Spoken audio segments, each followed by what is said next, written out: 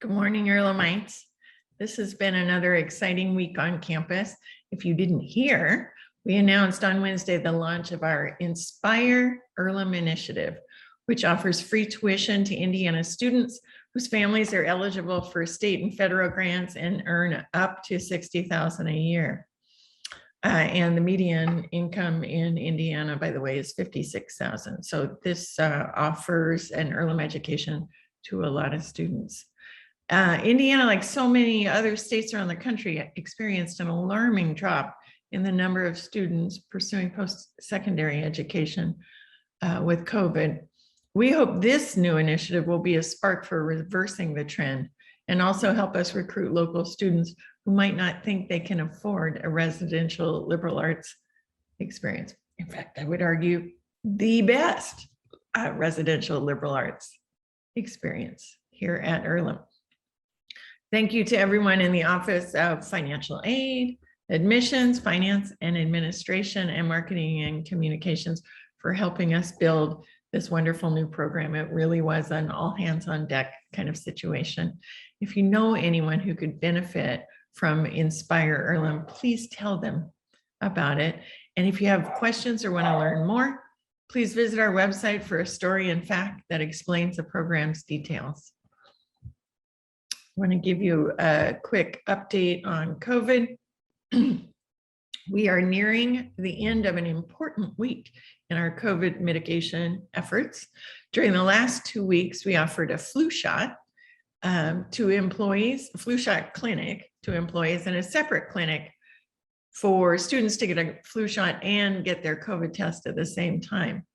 And I just want to remind everyone that all Earlham community members are expected to receive a COVID test this week and a flu shot before November 1st. If you're listening to this message and you haven't been tested, please visit one of the free testing centers today that are available through the Wayne County Health Department. We are compiling test results now, and we'll share them on our public dashboard located at earlham.edu/coronavirus, and it has been the case throughout the duration of the pandemic. We continue to see favorable conditions on campus, much better than off campus, and we will continue to offer a fully in-person living and learning experience for our students. And I want to thank everyone who volunteered at these clinics in support of a healthy Earlham, and to thank all of you for your continued partnership in keeping Earlham a safe place to live, work, and learn. It really has taken everyone, and I am so appreciative of everyone's efforts. Which maybe you're getting sick of me saying that, but really, it's been amazing. Okay, I want to take a minute to celebrate ESR Professor of Theology, Grace Ji-sun Kim. Earlier this year, Grace launched a podcast about religion and culture. She calls it Madang. As Grace describes it, the madang is a traditional characteristic of a Korean home, much like an outdoor family room, where family and friends gather to engage in conversation, debate, recreation, and celebration. She intends the podcast to be an inclusive digital space for new encounters with guests to share their work, find fellowship, greet a visitor, and welcome in a stranger. In the most recent episode of her podcast, Grace interviewed Reverend Will Gaffney, who is a biblical scholar and also graduated from Earlham in 1987. The podcast discusses using Twitter in the classroom, gender expansive language, and other topics. It's full of wonderful insights.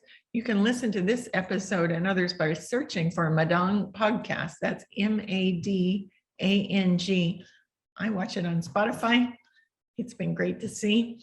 Grace is very busy in the weeks ahead, by the way, not just with her podcast. She's getting ready to release her 20th book in 20 years, I'll add, called Invisible, which is about theology and the experience of Asian American women.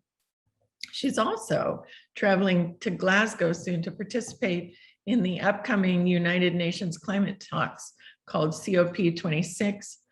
Congratulations, Grace, and safe travels. I am so pleased that Grace Kim is representing us here.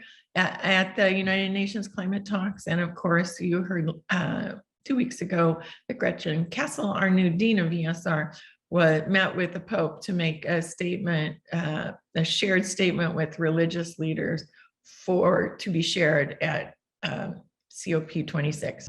Okay, and that's it for this biweekly update. It's hard to believe it, but when I record my next message, it will already be November, and we will be nearing the end of the second term. Take care, everyone. And remember, the world needs Earlham, and it needs you, our Earlhamites, now more than it ever has. Keep on making the world a better place. So long. See you later.